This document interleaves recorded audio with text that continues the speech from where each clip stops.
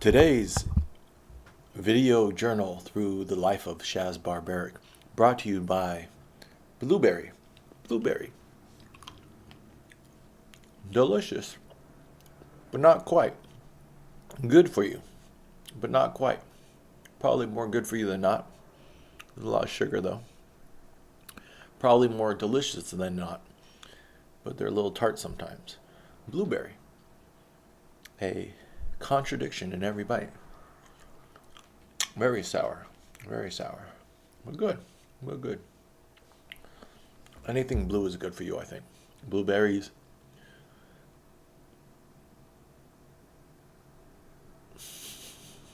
What else is blue?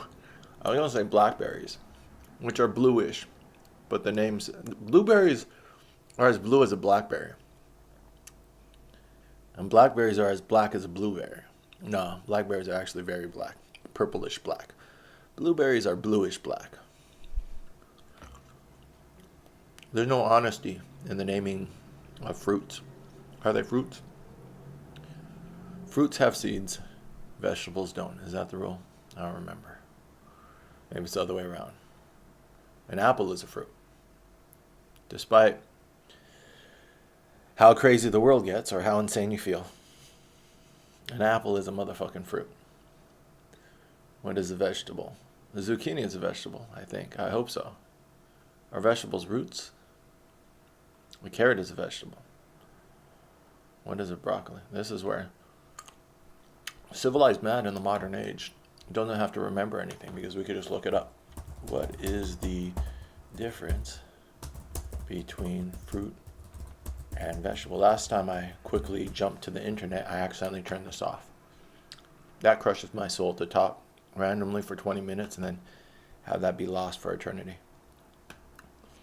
Botanically speaking, a fruit is a seed-bearing structure that develops from the ovary of a flowering plant, whereas vegetables are all other plant parts, such as the roots, leaves, and stems.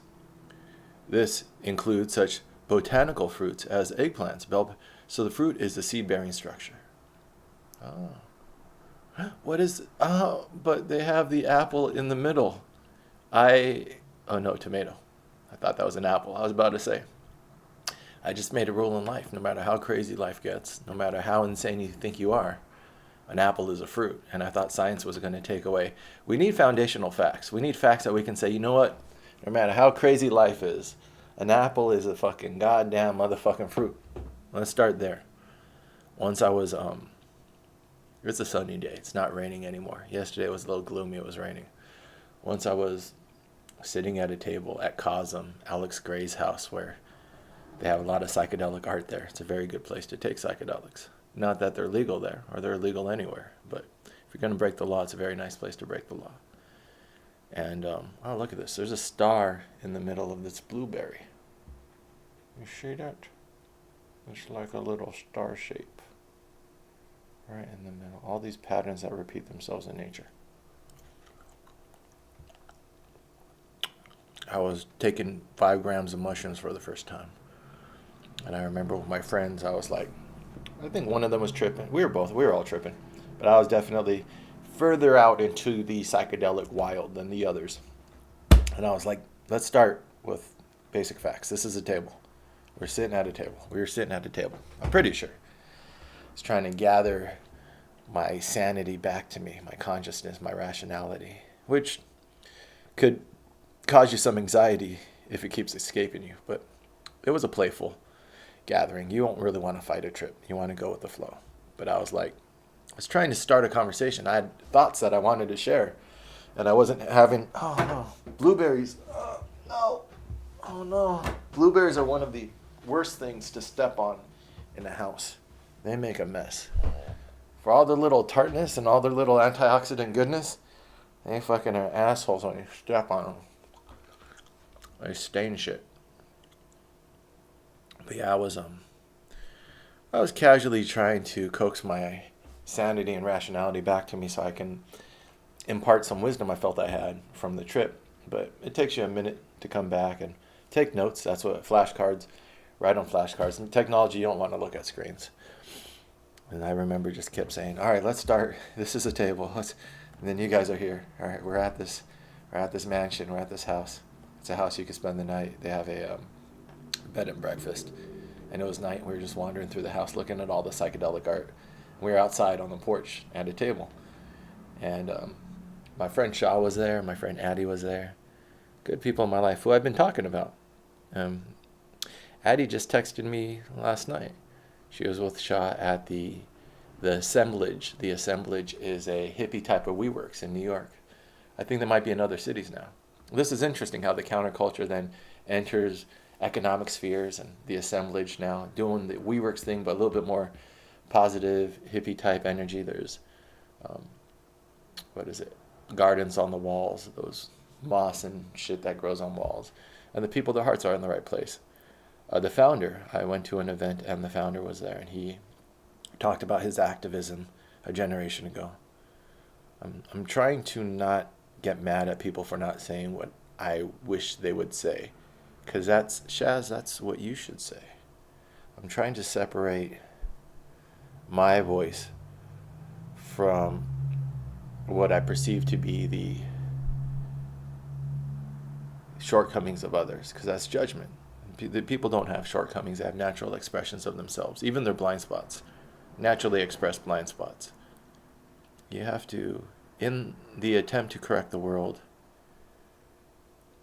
I think it's smart to avoid trying to correct people.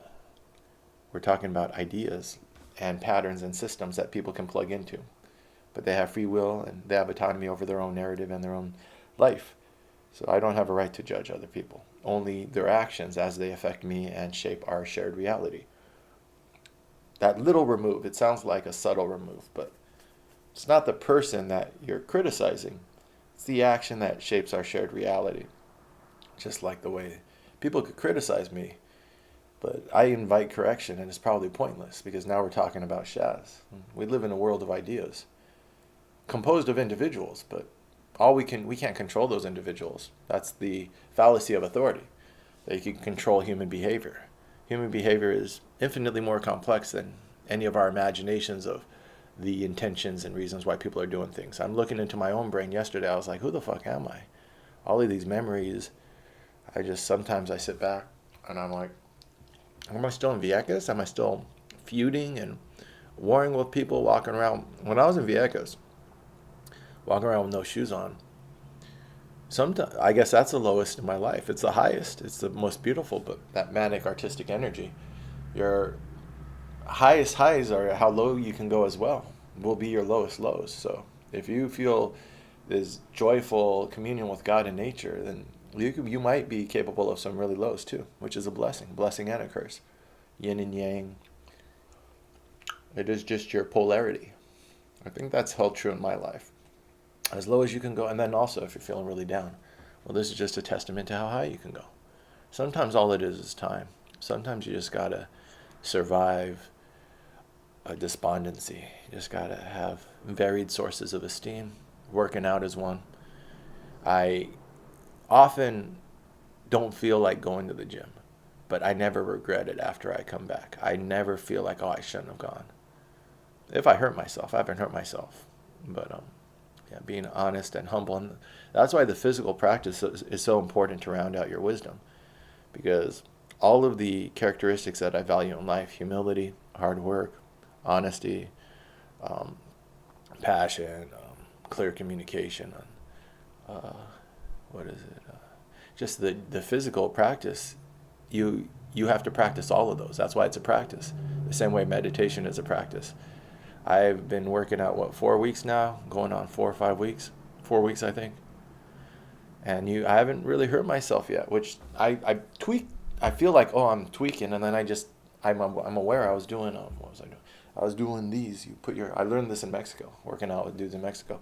Put your hands over your head, you're laying flat on the back, you go wide, and then you do the fly. Over the head. It's there's a lot of range of motion you're doing with your shoulder, which I feel is in strengthening your shoulder pocket. Some exercises put too much leverage onto your shoulders. Shoulders are the easiest things that hurt, I think. Bench press is such a dangerous exercise. So I do free weights, and if you're feeling you're too much pinching on your shoulder, if you're feeling, there's a difference. That's the practice of the physical. The gym is I guess my hospital. I've never really, should have more checkups, but just make sure I work out. And any tweaks I have, any sorenesses from the gym, it's when I get sore from life, I start to worry. But the gym soreness, I feel like I'm getting stronger. So the shoulder, I've heard, and I have a funny shoulder from wrestling, where I couldn't lift my arm past horizontal for like a couple weeks. I messed it up a little bit. Yeah, some cousin, he tried to massage it out, told me there was a lesion in the muscle or something, some knot. We worked it out.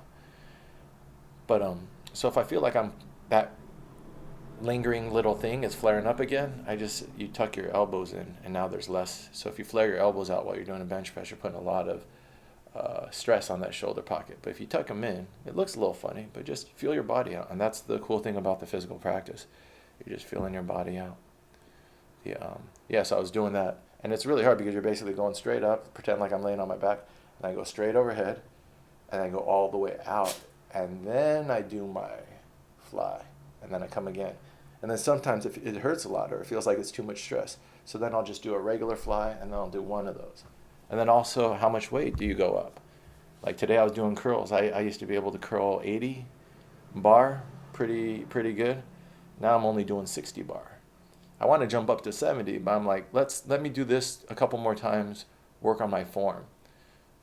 When Arnold's Encyclopedia of Bodybuilding, he's like, go ahead and jump up and have sloppy form just to get that next level, and then work on your form. So you have to listen to your body. Do I want to jump up and cheat a little bit on form, but just to ego it out, you just blast it out, and then in trying to do that heavier weight, you're just solidifying, because if you don't push yourself, you're not going to grow. It's one of my problems when I was younger. I would work out, but I wouldn't really push myself. You should really, when you're leaving the gym, your energy is, you should have been sweating, breathing hard. And then also, I wait about 45 seconds between sets, do 3 to 5 sets, usually a warm-up set, and then about 3, 12, 10, and 8, or reps. I don't know, sets and reps. I always get confused. But then in between, those are reps. In between sets, in between muscle groups, I'll wait I just confused myself. My reps of 12, 10, and 8, and then in between those 12, 10, and 8, I read somewhere that you have higher testosterone production if you only wait about no more than a minute. 30 seconds to a minute is a lot of bro sciences, muscle magazines you've read. One of my older cousins was a bodybuilder. He tried out for the LA Rams back in the day, and he was a bouncer for some celebrities in LA. He did the Alaskan fishing thing.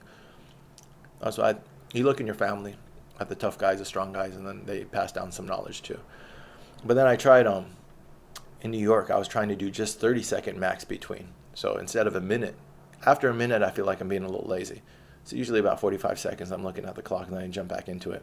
It also keeps me from talking to people and being like too lazy.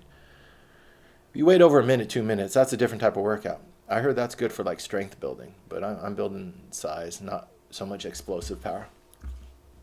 But yeah, I tried 30 seconds, and I was getting lightheaded. I legit, like in the middle, I only work out for about 30 minutes, 40 minutes max. 20 to 30 minutes is a good workout. Push it hard and get out of there. But then I stretch out for 20 or 30 minutes too, so about an hour in the gym. The stretching out in the beginning is like my yoga, my man yoga. I got these stretches I've been doing since I was in wrestling, and you just develop, that's another thing, that's physical practice. Checking in on your body, feeling out the kinks. I'm proud, like doing it for a month, I'm feeling I'm getting stronger, I'm not getting hurt. Did deadlifts and squats. Not a lot. 1 every 3-4 times at the gym. So I rotate through other exercises, mostly free weights. Every now and then, like 1/3, 1/4, I'll jump on the machines. Today I did a machine row. They don't really have a row machine.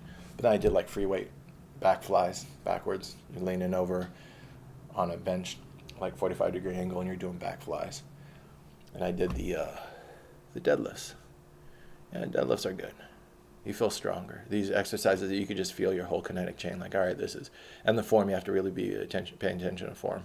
Last time I did them about a week or two ago, My lower back was really sore, and I was like, all right, I need to incorporate my legs more. All those little things. It's good. You walk around the world, just your body's clicking more. It's a good type of soreness. Anyways, why did I bring that up? Eating blueberries. We're physical creatures, first of all. We're talking, and we have a mind, but we're also physical creatures. We have a body. So, but then we're also mental creatures. Let's see. Physical Shaz. In Vieques, I was definitely a physical creature. That balance. That's why I got that gym membership, to get back into fighting shape, because I've been homeless Shaz for a minute. Homeless Shaz was skinny. My face was even getting gaunt. People who saw me, my parents, are like, you look really thin in your face, and my skin starts falling off my bones. But back in Vieques, I was in tip-top shape. Kayaking, man, that's such a back exercise. When you're kayaking and you're just, to be able to kayak for a half an hour or an hour, go a couple miles in a kayak, that is a bitch. I know, I would take people out. If you're a tour guide, usually, since you're doing it all the time, no one's really outperforming you. So the only guy who really kicked my ass, this guy from the Marines, he was like over 6 foot. He was built. This guy was huge, and he did fighting and he did other stuff. But he could swim faster than me. I had fins on. I offered him fins. He said no, and he fucking smoked me. I'm a good swimmer. I'm not the fastest swimmer. My technique could probably improve. But this dude without fins was a fucking fish. He said he could swim, and I was like, all right. I mean, that's what, like, dudes, bros, when we're broing out. His mom was on some 80s TV show. She was like a bombshell back in the day. Still a very pretty lady. He was there with his mom and his family. I got some weed for his mom. He's like, my mom really liked to smoke, and I went and found him some weed. I took him on a private tour to the bioluminescent bay. Not really supposed to do that, but after hours, we snuck out there. Him and his family, showed him around. We rented a. No, I told him how to do it. I don't think I did it. Yeah, because I was just telling him how to do it, because I think they didn't want to pay someone. They wanted to do their own thing. He wanted to do his own adventure, and I told him it's harder now. Now there's guards and stuff. That whole place is changing. But back then, a little bit more wild. You could just drive out there. He rented a Jeep. I said, just strap a kayak to your Jeep. I helped him tie it down. We got some 550 cord. Of course, like military dudes, just your catch-all. 550 cord is parachute cord. It's like it's this all-purpose rope that's pretty fucking. I think it's called 550 because it has a tension strength of like 550 pounds. So if you have a couple hundred, like 100 feet of that, you could do anything. That's what I learned down there too in Puerto Rico. You could do anything with rope once you know how to tie all your knots. And I would see some fucking crazy ass shit. If you have rope, that's all you need in life, really, because you tie the rope here, you tie a knot into the rope, so now you have a hook, and now you have a winch, and now you can wrap the rope around, come back to the hook you just tied it, and then pull against it, and now you can actually winch stuff down. You could create levers, winches. You could create. It's not just tying a knot. It's like being able to actually create like a net of pressure to whatever you have on the back of your truck. You should be able to tie it down at different points. And it's interesting, just like building a fire. Dudes tying stuff down with rope on the back of a truck is very similar to dudes building a fire. Everyone has their own opinion. You should do it this way, that way. Eventually you're like, all right, who's taking responsibility for this? Do it your way. And then everyone else is criticizing them. And if that shit falls off, everyone's like, I told you. But otherwise, just like building a fire, everyone's like trying to do input, and then one person says, all right, look, I'm just going to fucking do it. And then everyone else is like, all right. But if the fucking fire, once it starts going and then it goes out and it doesn't really catch, then I was like, I told you. And everyone has their own different technique. You need to do the teepee method. No, you need to do like a vertical 45-degree angle stack. There's all these different ways to build a fire. You're not using tinder. You're not using, those pieces are too big. They're not going to light. But me and him tied the kayak down on the top of his Jeep. And and I told him, all right, this is good. I had some easy way to do it. I just tied it through the fucking door frame. And that's all. Real simple. Just close the door on the fucking rope. You're fine. Yeah, he's a military guy. He knows how to tie shit down. He was like a sergeant or above. He had where was he at? 29 Palms or Camp Pendleton. He was at some California place, and he would tell me about like soldier stories and fighting stories and cool manly shit. Oh, but um, I did that solid, got him some herb, and also when so he kicked my ass swimming. I was like, well, fuck, dude, you are a beast. I mean, he is literally like a fucking, he is huge. Dude's like, if you like MMA or something, like Cain Velasquez, he's like, what's a good celebrity? He's not as big as The Rock, but he wouldn't look small next to The Rock. He wouldn't look as big as The Rock, but he wouldn't. Wasn't good. Let me think. Vince Vaughn. He's like Vince Vaughn, but like if Vince Vaughn really hit the gym. Like, yeah. He's like Ben Affleck in the Batman movies. A little taller because he's like over 6 foot. Cool dude. So, but then I climbed some coconut trees. He was like talking about busting open coconuts, and I was like, oh, I'll go grab one. That's more technique than power. He tried to climb some tree. I'm like, nah, there's a technique to getting up that tree. You hold it with your hands like that, and now you're putting leverage for your feet, and now you can just walk up it. If you have the right technique, you're holding it around the truck like this. You could just wrap your hands. You could do it with like a cloth, and then you walk up that way. But you don't even need that. You wrap your hands around it, and then you just bow your legs, and then you're walking up it. And if your legs are coming like this, your feet, there's enough traction, you should be able to walk up it. Climbing up coconut trees, palm trees are more technique. Yeah, and then I showed him how to bust one open too. That's another technique thing. If you know how to open up one up with your hands, that's pretty cool. There's this guy on YouTube who does it. It's pretty cool. With this tooth, you just tear it off. It's like peeling a banana. You just gotta know where the seams are, bust open the seams. Once you get the threads, it's just ripping it open. Coconuts are amazing. I ate a lot of coconuts. Yeah, and then when I'm giving him the herb for his mom, we meet at a bar, and then he gives me back the rope that I lent him, the 550 cord, to tie down the kayak. Said they had an amazing time and everything, and it's all fucking tied up perfectly. Fucking like he was like, I was like, damn shit, you gave me. My rope has never been that fucking nice. He was like, you know it. It's fucking military shit. But it's he has the rope in a bundle, and then the rope wrapped around the bundle just super fucking tight. It looked better than when I bought it at the store. There's people that fucking I'll never meet again. Maybe I will. I don't know. If I had social media, I met so many people in my life that I just don't. The Shaz lives too fast to stop and make friends. He was a cool dude. A lot of those girls down there, some of them were really cool. That girl from Austin, Texas, she was a cyclist. She was really cool. She fit in with all my friends. We all hung out. We had a good time. She was Shaz, how honest are you gonna be about your life? You're gonna talk about all your fucking sexy stories. Let's read this one. This is a sexy story in a way. Ang to David McNerney. Thursday, March 31st, 2011. We're dating this. I'd run for governor of California, 2010. The world didn't notice, so I decided to go to the Caribbean. So now we're in the next year.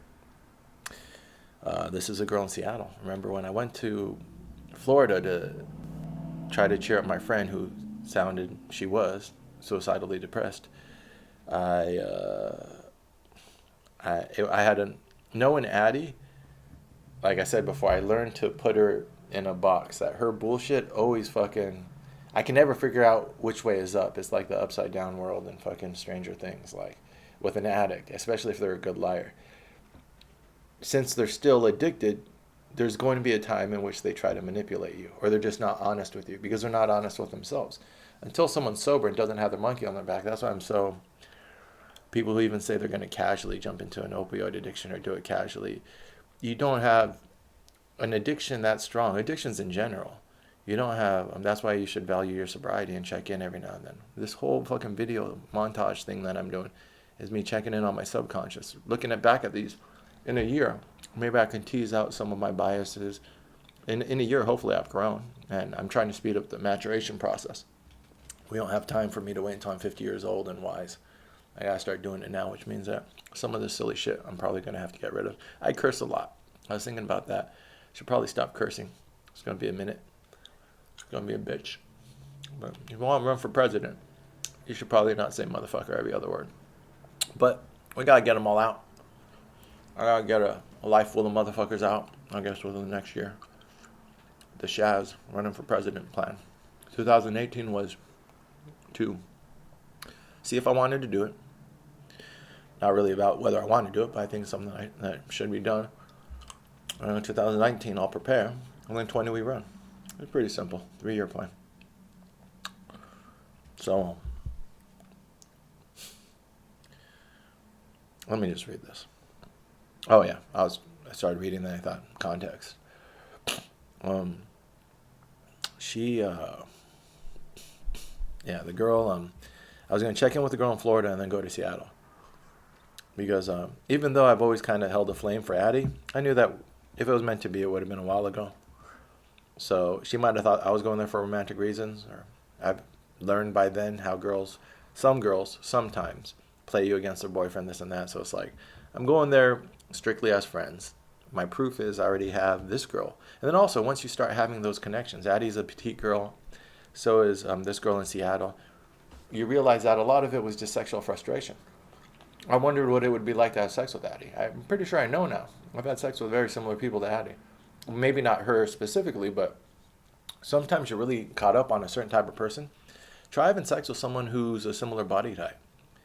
Or something like if she's black, if she's Asian, have sex with an Asian girl. It might have been curiosity about that.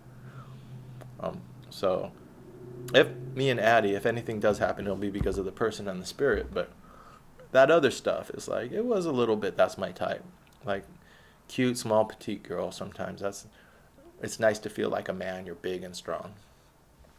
But then, once you try other stuff, then you realize there's other benefits to other stuff too, right?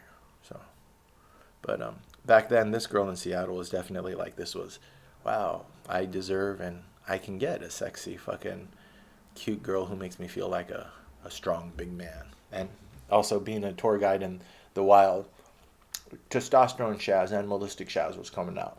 I don't think any other time was I more like primal. When you're out there in the wild, just everything fucking. I went to Boar, fucking grew out facial hair, my hair was down, and fucking no shoes. Shaw came out there later, and people would ask her, they're like, yeah, your boyfriend, that crazy guy, the caveman guy who doesn't wear any shoes.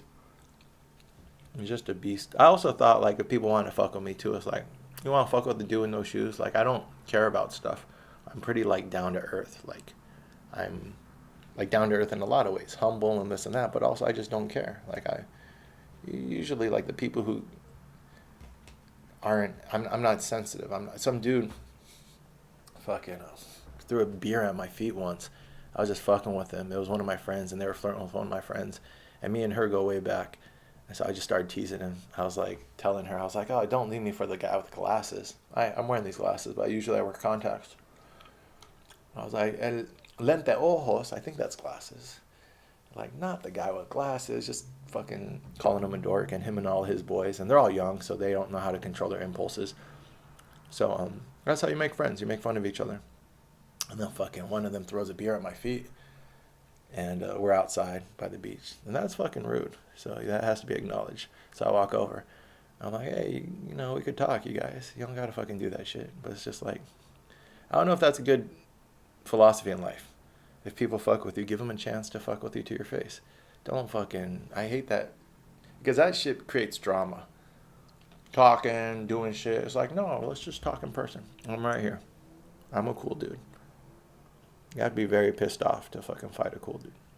You're like, whatever. But it's like, yeah, showing the world no fear makes it so I think that minimizes problems. But then you get the people who are fucking looking for a problem. Then what do you do then? And then those are funny situations. So, but those guys are cool. Most people are cool. I'm pretty sure all my open conversations are closed or closing. You want to go to bed at night feeling like you're at peace with the world as much as you can. Okay. So that's the person that Addie, or that Aang meets down there. Tour guide Shaz, take her to a beach, we're hooking up. Fucking someone drops a rock on my head from a cliff. I'm pretty sure I told that story. We walk away. We still go fucking my apartment and have sex. And then she's like, "You're still bleeding." I'm like, "Well, maybe I should get checked out." I want to go get checked out because I want them to cut my hair. And even when I go in there, I'm like, "Don't cut my hair, don't cut my hair, whatever you do." They're like, "You got a coin slot. You got like an inch deep. Like, we got to fucking send you for x-rays on San Juan. See if it broke through your cranium or whatever." There's like an inner cranium inside the skull or some shit. They drew me a picture. They're like, "See, it broke through this. It might have broken through that. And then your brain might be hemorrhaging right now." I'm like, "Oh, you guys know what you're doing. Just don't cut my hair." "We won't cut your hair." They cut around it. They fucking stitched it, sent me over to the mainland. I flew over there. They checked me out, said that you don't have donkey brains, you're fine. My buddy flew over with me.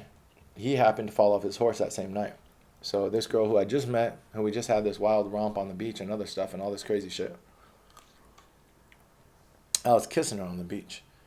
And then right when I'm kissing her, right as soon as we finished, there's this guy who was watching us.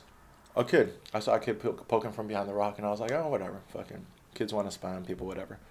I didn't know what beach I was on. I was on a beach maybe I shouldn't have been on. We have to have a little humility. It looks like paradise. It's a very poor island with some sketchy shit happening. We walked away from civilization with no fucking plan or awareness. We have 2 backpacks. We look like tourists. I don't know if that kid was involved, but someone climbed up on the cliff, dropped a fucking rock like maybe twice as big as this, about as big as this, probably as big as this, but like that thick. It was big enough that I was going to keep it.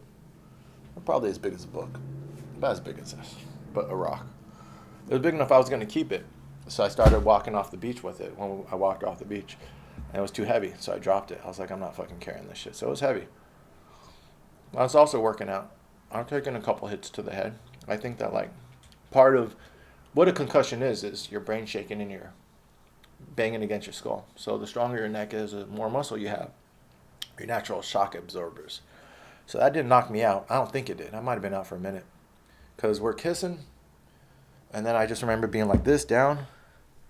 And I look up at the horizon and the horizon's dark. The sun was setting. So it was maybe like a good maybe it was a couple minutes I was like kind of slumped. But she's bent over too, and it bounced off my head, hit her shoulder. She has this huge bruise, scratch, and she's like, we're both fucking like shooken up.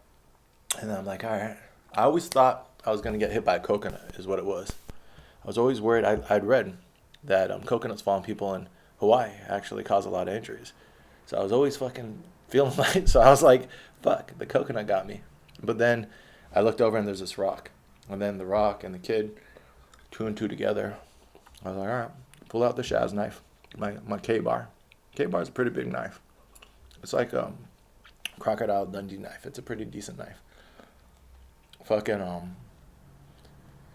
anyways, and I had a flashlight, mag light. So pulled out my knife, my knife like that, and my flashlight on top of it. My thinking is that, and then I start looking up at the cliff. So they look down, they see just a light and a knife. So they know it's not going to be easy. It's like, all right, you guys, I don't know what's up there. Now you know what's down here. And so I'm shining up at the cliff trying to figure out what the fuck happened. I hear a car start. And I'm like, we're getting the fuck out of here. There's a road that backs up to this area. So this is like, there's multiple people up there. And there's a plan. There's a setup. And this is step 1. They're leaving or whatever's happening. They're leaving, we're leaving. And then she's like, are you going to go up there and go after him? I looked at her like, bitch, you crazy. We're walking and we're calling this a truce. We're done. Shaz is in, I've never really had that desire in my life to an eye for an eye. It's like you play games and stuff happens and you defend yourself, but some stuff you just walk away from. You're like, all right, that's my tax. I got shit stolen from me. That's my tax. I got people I talk to about that stuff. Not to make it a bigger deal, but someone steals something from you. That's the cost of knowing that they would steal something from you. You've gathered information. What you've lost, you've earned in experience and information. That's the way to live by life. You don't always get your revenge or your eye for an eye. Now you're wiser and more aware of those situations. And, yeah. So I was like, we are walking off this fucking beach is what we're doing. And we walked the fucking mile back to civilization. And just in your mind, you're like, there be dragons in your mind of the map of the fucking shit. It's like, over there is some shit. People have died on that island.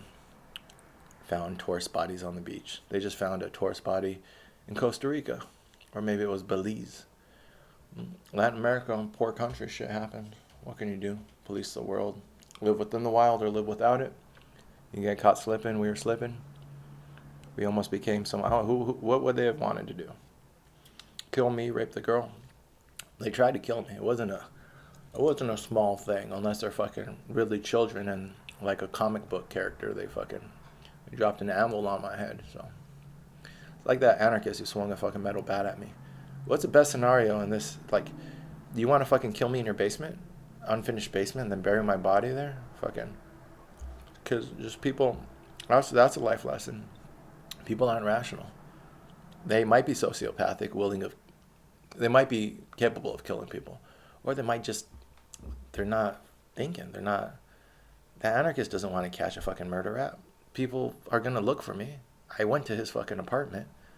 He's gonna beat me in the fucking head. It was a Louisville Slugger. It was a metal baseball.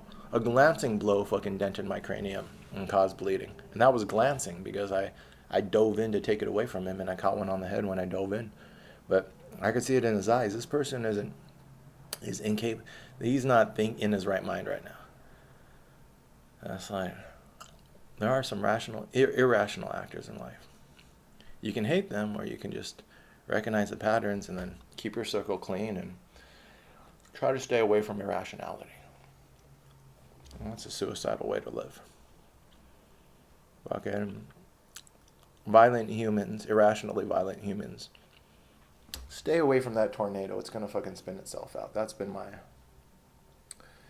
my rule in life. When I sense really, really crazy spirits, just stay away, make my plans to protect myself. Anyways, it was ignorant of me to be out there. So this girl and I went through a lot. So we're emailing. And I was like, hey, yo. She left, and I was like, hey, kind of miss you. Maybe I should go out there with you. She waited for me at the hospital. We had other fucking connections. I think the hospital was actually our last time we saw each other. We said goodbye. She had to leave in the morning, and I had to get flown out to San Juan. My friend fell off his truck. And, he fell off his horse. He was riding his horse drunk because he's a fucking alcoholic. Hopefully not anymore, but maybe. Like, legit, like, drinks until he fucking becomes a non-human. Just glassy-eyed once their eyes, if you've known an alcoholic, once their eyes glass over, and they're just not there anymore. They're just not even fucking control of their actions. They do some stupid shit. But he's like riding his horse. You could ride horses over there drunk as shit. And then some car spooks the horse, revved right next to it. And then sometimes if you're a white guy, you get a little bit more fucked with. Unless this culture, he told me, he was like, the culture will never accept you. People here will never accept you. There's that like us versus them mentality. But I think a lot of it's about poverty and other stuff. It's like it feels kind of shitty to have people come down and fuck girls on your beaches and play all these resorts that, like, I've lived in poor neighborhoods. I've always felt weird about money. People going into restaurants, never really went to restaurants, never took people out on dates. I only had money when I was 30 to 35, and only the last couple of years of brokering when I actually making over 100,000. In a city like Manhattan, you have to make over 100,000 just to fucking have breathing room. Otherwise, you're always running around. Spending like $200-300 just at a nice restaurant, some good whiskey tasting, and I didn't even fucking do the fancy shit. That's just like a nice place in Manhattan. That's not the high end. That's not like anyways, that's not a place that like the Obamas go to or something. But I went to Martha's Vineyard. Try to work on my superstition about money. So that way when you have money, what it is you don't want to feel like people are better than you. And that's what it is. When you grow up in a poor society and your blinders are just, this is all there is a lot of hatred towards the other. I get that. That's why you try to be aware of how you're coming off, because you're coming off as one of those people, you might be creating animosity. It's a dangerous thing to come off as a tourist in a poor neighborhood. There's a certain energy, and it's a subtle energy. It's not always a conscious decision. A certain energy like a gentrifier, a usurper. I've been on both sides.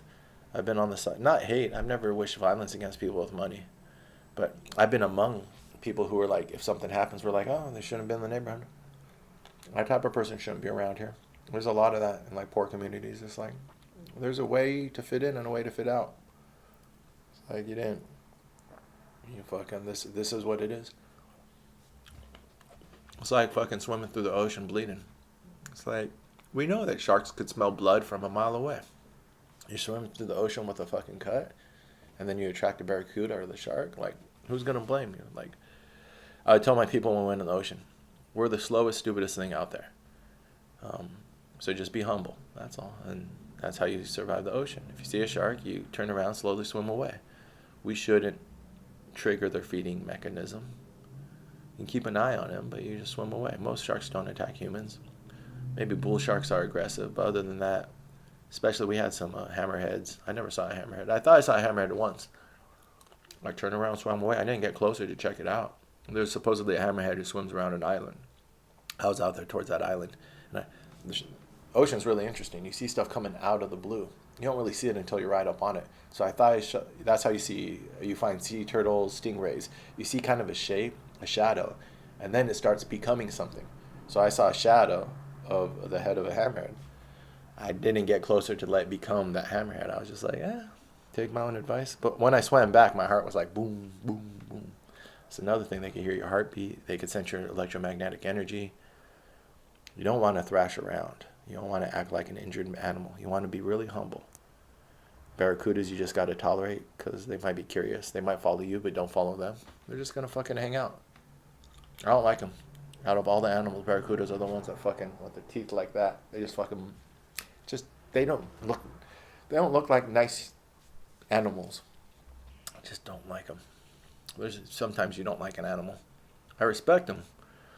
But if I see one, I'll be like, motherfucking, internally, I'm like, fucking barracudas. And then you'll see them hanging around all these little fish, and they have these big old eyes on the side of their face. Big old barracuda eye. And then their mouth looks like they're always fucking perpetual, like they're in between expressions. They're not happy, they're not sad, they're kind of sneaky, they're not sneaky. In between expressions, like, because I know how fast they can be. You see a barracuda strike, and he's just like, don't blow my motherfucking cover. Like, there's all these fish around him that he could eat, and that's what you're wondering: is he hungry? Is he gonna eat one of these fish, or is he just chilling? And he just looks at me like, don't blow my motherfucking cover. It's really weird. I think lions too can lay down next to the gazelles and the people they eat. But when they're not hungry, everyone's cool. But when they're hungry, and one of those animals are going to die. It's the nature. The wild. I'm trying to find out about your flight. I don't relish the idea of hanging about for you. And I know you don't want to waste money on a cab. So if you're going to be here, let me know some details. I'm hoping you've got a dramatic and entertaining story about your phone, because right now I'm feeling rather frustrated. Granted, I'm used to constant connectivity, because I only have this vague idea of when you'll be here. Seriously, I can't pick you up without more info. In case something happened to your phone, it's her number 206. Don't be a flake. I know you don't want a pissed off lady at the airport. Ang. So I've been in jail for the past week. Turns out pot isn't exactly legal yet in Florida. I finally got a hold of my friend, surprised her at her apartment. We were about to chat for a half hour, catching up. We were able to chat for a half hour, catching up, until her crazy boyfriend, who briefly stopped by and then left, called the cops. He said she was trying to kill herself. They busted into the apartment, found weed in the bedroom, and we went to jail. Turns out she had a prior warrant, so she got locked up. I tried to do the chivalrous thing and claim it was my weed. Little did I know that they lock you up here in Gainesville for 30 to 60 days before you even see a judge unless you're bonded out. Stupid me running my mouth about how I had a plane ticket out of town Thursday. This was last Tuesday, the 29th. They definitely weren't going to let me out before my court date. Luckily, some girl in processing that I chatted up passed my story along to the public defender. She got me out within a week. Today, actually. So that's my story. I'm sticking to it. Got the prison discharge and jail sandals to prove it. I don't think the count I got is anything permanent. I owe it to the state of Florida $450 in court costs now. I still owe the state of Florida some money. Not sure where this leaves me and you. All the money kind of went into that plane ticket. I have to call the airline, see if there's any type of went to jail refund. Otherwise, I could scrape together the cash and try again. I figure I'll wait to hear back from you and regroup. I would have called you from jail, but didn't have my cell. Still don't. It's at the asshole boyfriend's apartment. It's going to be a fun conversation going back there to get my stuff. But at least know that I didn't flake out. At least not intentionally. And I spent quite a few times on my Cole Steele County bunk kicking myself in the ass. Yeah, it's been an experience. That's something. Being stoned, going into jail, and then sobering up. I was just like, this is fucking ridiculous. What the fuck's happening? I thought it was so amusing. And then by the time I fucking got the clothes and I was in the fucking the whatever you call it, fucking with 500 people, it was like this huge fucking holding cell. And then I was sitting on the fucking steel like bunk on the top, and I was just like finally like not high, like finally sobering up, like, what the fuck? I'm in jail right now. What the fuck is going on? I was like, I thought it was amusing until I sobered up. Then I was like, fuck. Yeah, it's been an experience.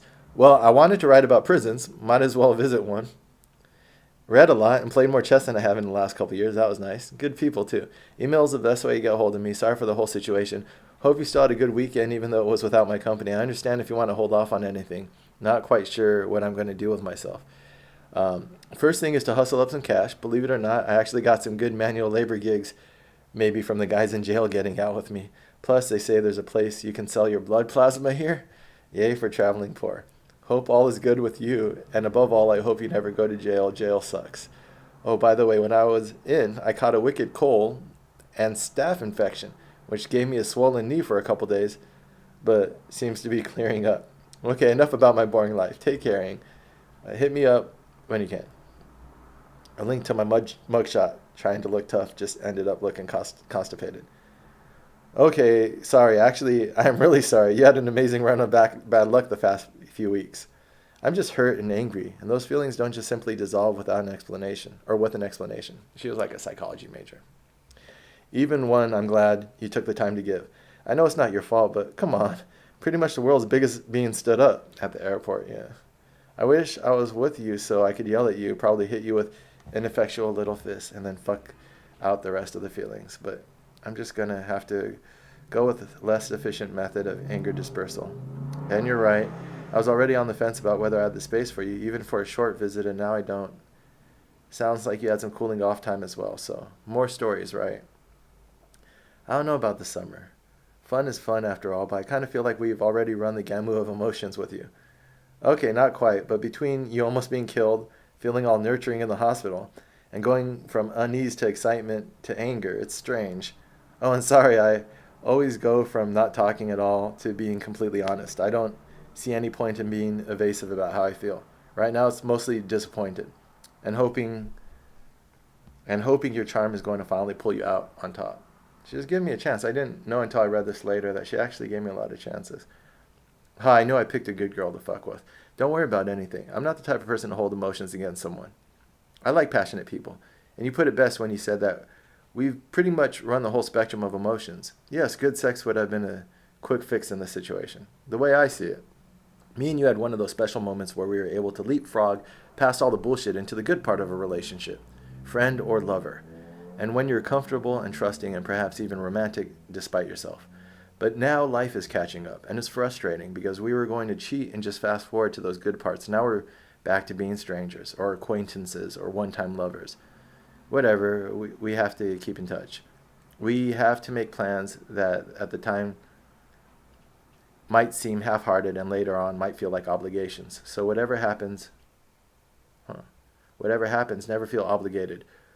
Follow your heart, and if you feel inspired to contact me, then I hope you do. I feel like we shared a little bit of something beautiful. Time will tell if that will grow or push us on the same into the same geographic area, or will just be crystallized in a memory.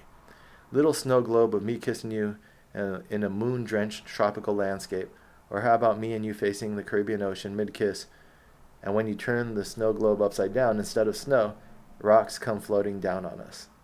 Yeah, I don't think I'm done with you yet, Ing. But until then, life's not done with me apparently. Remember I asked you 3 things you liked about me? Oh, I forgot I did that. I would be like, what's 3 things you like about me? And then I'd be like, what's 3 things you don't like about me? Just stupid stuff to like get out of the like cheesy romantic, like when you're really crushing with someone, just be like, it's just like, it's like, that's like choosing to analyze and then being like, turn off that part of your brain again and go back to like kissing and fucking. But I'd be like, So I said, remember I asked you before 3 things you like about me. I've become somewhat more vain about my hair since then, by the way. Kind of like that. If there's one nice moment we share, try to hold on to that. Life is a string of beautiful moments, or at least it should be. We should at least recognize them as they pass or as they approach on the horizon, even if their approach sometimes seems a bit haphazard. Talk to you later. Thanks for calling, emailing. By the way, loan me the plane ticket. I'll be there tomorrow, but then I wouldn't ask and you wouldn't dare, right? I think at this point I was like cooling off on her because so much shit had happened, like what she said too. But I'm like, well, she helps me out with the money. So this is like come up Shaz. That's why you want some money in your pocket when you're going after a girl, because it's easy to slide into that. Like what I've noticed with other male friends I have is like you kind of hook up with girls, but kind of like for the lifestyle too. Like the band guy, the guy who's in a band and his girl's supporting his band, but he's gonna make it big and pay her back, and she's gonna be his one. Sometimes that works, but sometimes it becomes a lifestyle of just living off of girls. Oh, so now I feel a half-hearted obligation, a noticeable cooling of ardor on your part, sir. And I was surprised she said that, but when I look back and reread it, I was like, no, I wasn't. I think maybe Addie was a little bit influencing, like, oh, okay. That's where I hadn't quite cultivated that, like, trying to save her mentality out of me. That, like, that got in the way of what could have been but everything happens for a reason. After this, I went back to Puerto Rico. And then I got a little lonely, and I called Shaw down to Puerto Rico, and we had a good time. I'm trying to find out about, what is this?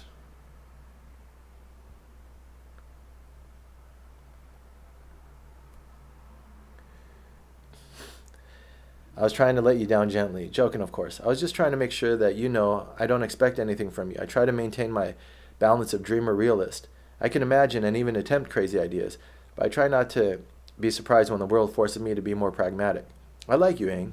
Don't doubt that. I'm a romantic. Remember that I still think Seattle would be an awesome experience. It's just, first and foremost, you have to do what's best for you. Something I probably don't have to tell you, but I should at least acknowledge that I'm aware of. I just don't like how it seems like a remote possibility now, not even because me and you have cooled off. You're still talking to me despite your reservations. I know you're still intrigued by the idea. I just don't see a way of making it happen anytime soon. Well, maybe if I make a couple bucks in the next week or so. It's a funny situation I'm in here. The people I'm staying with are getting evicted in a week, so if I'm going to stay in Gainesville, I should probably make plans with them and pitch in on a new place, which they already invited me to do, where I can make as much money I can and leave in a week. I almost feel embarrassed.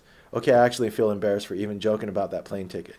I was just out with these kids last night and got this feeling, man, I shouldn't be here. And in that respect, that's what I valued most about you.